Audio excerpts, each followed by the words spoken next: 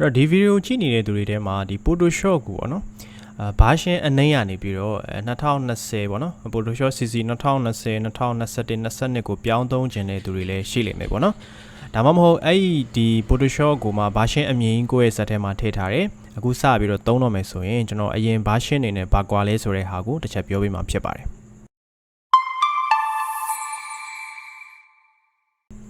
အားလုံးမင်္ဂလာပါတွေ့1ကနေပြန်လည်ကြိုဆိုပါရစေ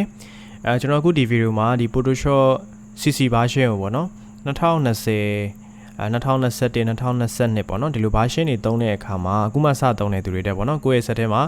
ဒီ software version ရှိတယ်အခုစပြီးတော့သုံးတဲ့အခါမှာကိုကအရင်တော့ version အဟောင်းတွေလည်းသုံးထားတယ်ပေါ့နော်သုံးထားတယ်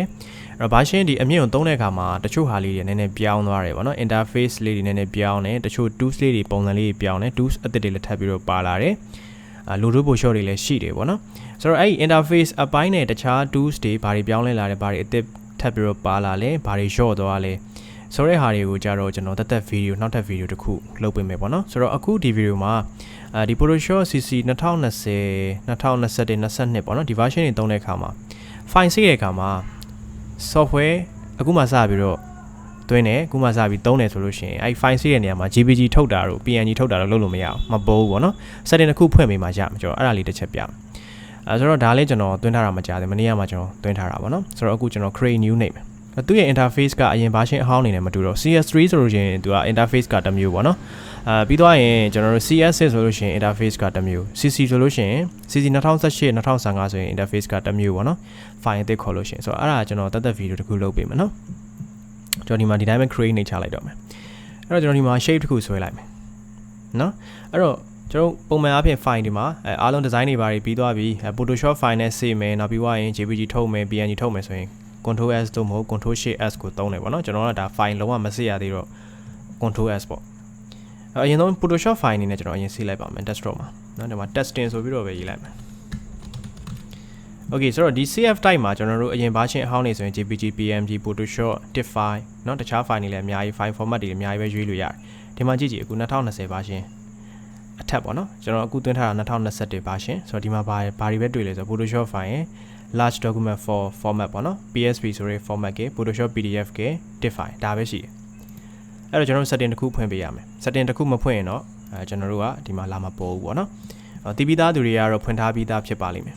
ဆိုတော့အဲ့ဒါကဘယ်မှာသွားဖွင့်ရလဲဆိုတော့ Ctrl K ကိုနှိပ်ပါနော်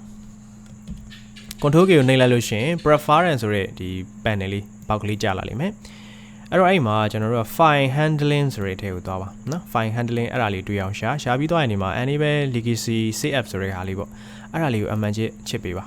နော် file enable legacy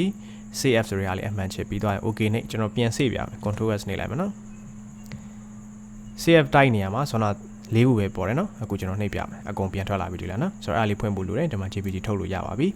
ဆိုတော့ဒီကနေထုတ်လဲရတယ်နောက်တစ်နည်းကဘယ်မှာလဲဆိုတော့ file နဲ့ export နော် export တွေကိုသွားတယ် export S ကနေလဲကျွန်တော်တို့က JPG PNG ကိုquality အမျိုးမျိုးဒီမှာတခြား file setting လေးတွေပေါ့နော်တခြား setting လေးတွေနဲ့အများကြီးပဲဒီမှာထပ်ချိန်ပြီးတော့ထုတ်လို့ရသေးတယ်ပေါ့နော်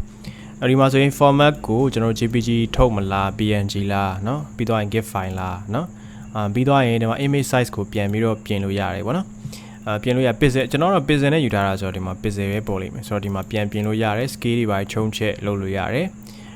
ပြီးတော့ရင်ဒီမှာ canvas size မှာ width တွေ height တွေပြန်ပြောင်းလို့ရမယ်ပေါ့နော်တခြား setting လေးလည်းရှိတယ်ပေါ့ဆိုတော့ကျန်တဲ့ဟာတွေကတော့ default တိုင်းပဲထားပြီးတော့ကျွန်တော်တို့ export ထုတ်လိုက်မယ်ဆိုရင်လည်းဒါ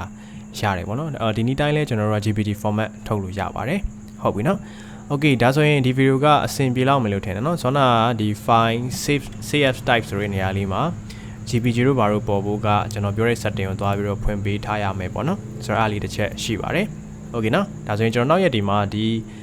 version ဒီ2020 version အထက်မှာပြောင်းလဲလာတဲ့ interface အပိုင်းနဲ့တခြားဟာလေးတွေပေါ့နော်ဆိုတော့အားလေးတစ်ချက်ထပ်ပြီးတော့ပြောပေးပါမယ် video ထပ်လုပ်ပေးပါမယ်နော်ကျွန်တော် YouTube channel လေးကိုလည်း subscribe မလုပ်ရသေး subscribe လုပ်ပေးတော့ပါအောင်နော်